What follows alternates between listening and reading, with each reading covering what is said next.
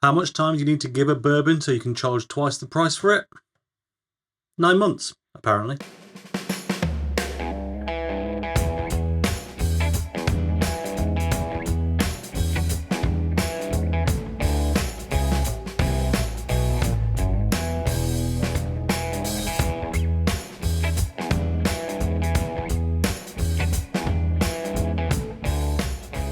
Hello and welcome back to the channel, and yes, today we're going to take a look at these two bourbons that are effectively the same thing, just that this one's been aged for a little bit longer and in a little bit different way. And weirdly, well, as I say, one is loved, which is no surprise, the one that's a little bit more pricey. And well, whilst we're on the subject of price, the pricier one is often twice the price of the original, so it's all a bit weird. The Woodford Reserve Regular, I quite like this. It's not particularly complex, so it's not massively breadthy and everything else, but just as easy go-to sipping whiskey, I really don't mind it. It's also quite a good mixer. You know, I don't know, I don't really understand everyone who really dislikes it that much. Maybe it's not the sweetest bourbon, which might be not to some people's taste, but yeah, in general, for what is often a £20 bottle, certainly not much more than 25 in most cases, it is an absolute bargain. On the flip side, the double oaked. It's the same stuff, they're the same ABV, 43.2%, it's the same mash bill, same everything, except for the fact just before it gets bottled, the double oaked, as the name may suggest, spends 9 extra months in a secondary oak cask, which has been treated quite differently to the first ones. Now, interestingly, if I remember this rightly, they toast the cask that it goes into second, the extra maturation, for longer than they would normally toast the regular cask, but it's actually less charred. So yeah, if you know what that means, good on you, because I'm still trying to work it out in my head. But basically, I think it means they're sat there with a blowtorch on a very low intensity and making it hot, but not necessarily giving it that, yeah, I don't know. Anyway, the fire is there for longer, but the fire's not as hot, I think, is the idea. On that barrel, as then it sits in for 9 months.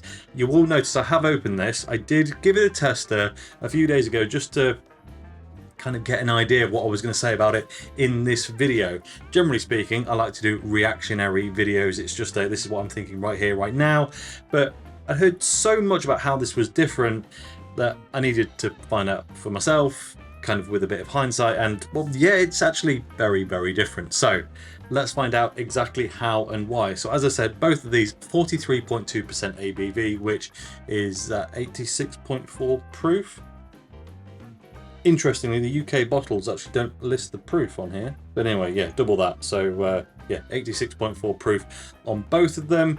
They both come in very nice bottles. I've always enjoyed the kind of very wide, very flat style of the original Woodford. Interestingly enough, the fact that that's got quite a good colour on it is even more impressive by the fact it's such a thin bottle. If you were to put some kind of just fresh oak aged scotch in there, it would not look anywhere near that. Obviously that's due to production differences and everything else, but what I'm saying is, let's just turn it that way. Look how dark it is on the end versus, yeah, I mean, you get the idea. Meanwhile, the double oaked, it's a less extreme. It's still much wider than it is deep, but well, I mean, just look at the colour on that. It is absolutely just beautiful, dark ruby red. And yeah, let's just get into them, shall we? So first off, I am going to take a sip of the regular Woodford Reserve. As I said, 20 to 25 quid a bottle this here in the UK at the minute, and a lot of people, for some reason, always just rib me in the comments every time I use it, going, "Oh, I wouldn't try it against that. It's awful. It's nowhere near in the same league." I appreciate maybe as a conventional bourbon, it doesn't hit quite the same way as, say, a Buffalo Trace or a Wild Turkey 101 does, but I don't know. There's something a little bit, maybe a touch more mature about it, I guess. It's got this kind of citrusy menthol leaning towards that kind of TCP vibe, the antiseptic thing, which is something I think secretly I quite enjoy, even though it sounds a bit weird. And well, let's give it a go. Cheers. Look, yes, it's a little bit jarring, it's a bit rough around the edges, it's not hyper refined, it's also cheap easily available, no overs, buy as many bottles you like kind of job, and it does hit. It bangs. It's there. It's got loads of sweet notes, loads of citrusy notes, got rich woody vibes, and it is just, I mean, it's unmistakably bourbon, but at the same time, it's just maybe a little bit more world whiskey, if that makes sense. Like, it's not pinned down on the bourbon front, let's put it that way. It's not just woody, caramel, vanilla. It's, yeah, all sorts of stuff. There's hallmarks of various Scottish highlands, islands, and localities in there, along with a load of other things. It's not meant to be, that's just the result of how it's made. But if you weren't into those other whiskey types and profiles, I could see why you wouldn't like it. But I think to say don't bother comparing it to some of the other stuff I mentioned before, honestly, I think you're wrong, to be honest. Because yes, it's not great, it's also hella cheap. And as far as cheap goes, well, it's better than the Scotch you can get that price. Let me just say that much. Anyway, on to the double oaked. But before I do, water check, because, you know, got to stay hydrated and got to cleanse the palate as much as we can. So, good sounding bottle. Always a pleasure. Always a pleasure. Actually, I didn't test the whole. Let's do it on the... Yeah, see, maybe it's just been open for a bit longer. I'm not sure. But that double oaked was popping. Right. So, give this a wee pour. In the glass, immediately, it's darker. You know you're dealing with something distinctly a bit different. Let me hold them both up to the light. Yeah, I mean, there's no mistaking which one the double oaked is. It is absolutely bigger, thicker, darker. It's kind of brown sugar treacle vibes on the visual. The nose,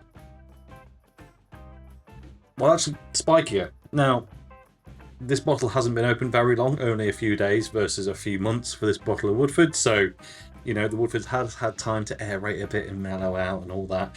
So maybe that shouldn't be a surprise, but... Oh no, there it is. I was just lucky the first time, apparently. So the regular Woodford, as I said, fruity, almost menthol, bit of TCP maybe. The double oaked, there are a few hints. It's still got maybe a bit of that TCP nose, but everything else about it is brown sugar, fudge, brandy, cognac. It's not the same drink. It's just not. I mean, on the aroma, they share kind of a core 20%, and after that, excuse me, I've got mustache hairs going all over the place.